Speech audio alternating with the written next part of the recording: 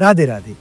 महाभारत के बारे में हमने जो कुछ भी टीवी पर देखा है या सुना है वो मोस्टली सच नहीं है। सो आज बात करते हैं महाभारत के 8 मिसकंसेप्शन की। वीडियो एंड तक देखना क्योंकि कुछ बातें आपको सरप्राइज कर सकती है, स्पेशली कर्ण के फैंस। अगर बात बुरी लगे तो आप इग्नोर कर सकते हो। कमेंट सेक्शन में अभद्र भाषा का उपयोग करने की कोई जरूरत नहीं है। क्लियर? चलो let's move forward. Misconception number 1, Draupadi ने 5 शादियां सिर्फ कुंती की वजह से की। सो लोग कहते हैं कि कुंती ने बिना देखे ये बोल दिया कि जो लाए हो वो आपस में बांट लो, इसीलिए द्रौपदी ने 5 पांडवों से शादी की। लेकिन वेद व्यास रचित महाभारत के आदि पर्व में कुछ और ही मेंशन है। स्वयंवर से पहले ही ये घोषणा हो चुकी थी कि द्रौपदी की शादी 5 पांडवों से होगी और इसका रीजन जुड़ा हुआ है भगवान शिव के वरदान से। मिसकंसेप्शन नंबर 2, द्रौपदी का कर्ण के साथ प्रेम में होना। वैसे ये थियोरी बहुत पॉपुलर है पर सच नहीं है। वेद व्यास रचित महाभारत में इसका कोई रेफरेंस नहीं है, ना द्रौपदी का कर्ण के लिए प्रेम और ना ही ऐसा कोई हिडन एंगल। उल्टा कर्ण ही द्रौपदी के वस्त्र हरण का मेजर इंस्टिगेटर था। मिसकंसेप्शन नंबर 3, कृष्ण ने द्रौपदी को सिग्नल दिया था कि कर्ण को रिजेक्ट करे। अब यहाँ वेद व्यास रचित महाभारत में ऐसा कुछ मेंशन नहीं है। एंड एक और इंटरेस्टिंग बात, द्रौपदी का एक और नाम तृष्णा था।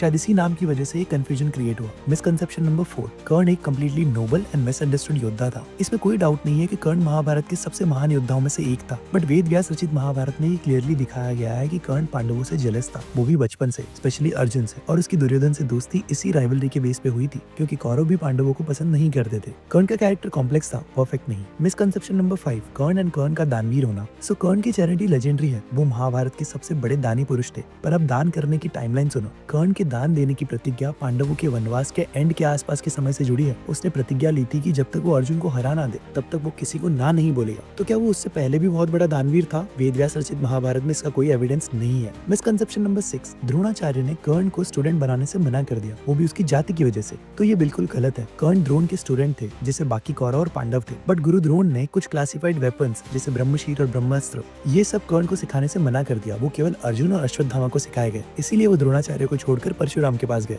मिसकंसेप्शन नंबर 7, अगर कर्ण ने कवच कुंडल दान नहीं किया होता तो कौरव जीत जाते। तो मेरे भाइयों और मेरे बहनों जो भी ये सोचते हैं वो ये ध्यान से सुनो, तुम बहुत बड़े डिलेमा में हो, क्योंकि आप सभी लोग एक ऐसी शक्ति को भूल रहे हो जिसका नाम है भगवान श्री कृष्ण।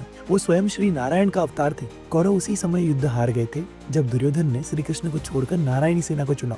और रही बात कवच और कुंडल की, तो वो कर्ण को प्रोटेक्ट कर सकते थे, बट उनसे श्री कृष्ण के सामने जीत पाना असंभव था, पॉसिबल ही नहीं था। एंड वैसे भी कर्ण पहले भी कई बार अर्जुन से डिफीट हो चुका था जब श्री कृष्ण उसके साथ नहीं थे। एंड हाँ, गंधर्वों के युद्ध में कर्ण भाग चुका था दुर्योधन को छोड़कर। मिसकंसेप्शन नंबर 8, दुर्योधन बिल्कुल सही था और उसका राज्य पर अधिकार था। इमोशनली लोग दुर्योधन से सिंपैथी रखते हैं, पर धर्म के स्टैंड पॉइंट से ये सही नहीं है। दुर्योधन यंगर था युधिष्ठिर से, फर्स्ट फेम युधिष्ठिर का ही था। युधिष्ठिर लाक्षागृह के इंसिडेंट से पहले ही क्राउन प्रिंस घोषित कर दिए जा चुके थे, यानी कि युवराज। इसमें से आपको कौन सा मिसकंसेप्शन सबसे ज्यादा इंटरेस्टिंग लगा नीचे कमेंट सेक्शन में बताना जरूर। मिलता है अगले वीडियो में। जय श्री कृष्ण।